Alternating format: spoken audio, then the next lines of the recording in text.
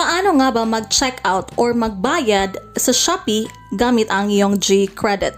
So, first thing first, pumunta lang sa Shopee app, piliin ang item na gusto nyong i-checkout, and make sure kung ang iyong Gcredit ay enough sa amount na babayaran mo. So, just select and choose free shipping voucher para maliit lamang ang babayaran ng shipping fee.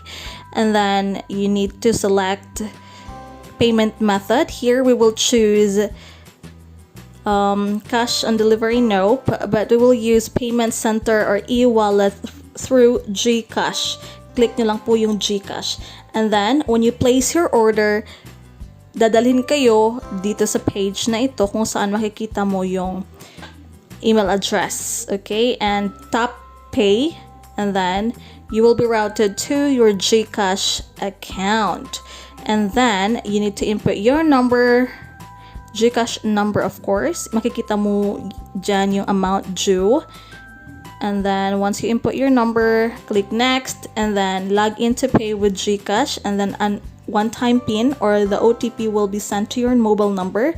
And then, i-input mo lang yung 6-digit PIN. And then, click next. And then, your login PIN sa Gcash. Here, walang laman yung Gcash natin, but yung Gcredit is meron, 3K yan.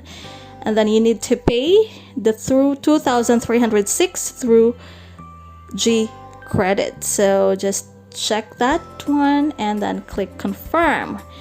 And then here you will see your receipt. Makikita mo na yung receipt and your confirmation message from Gcredit that you already paid that certain amount. So I think that's it for this video, and I hope to see you again next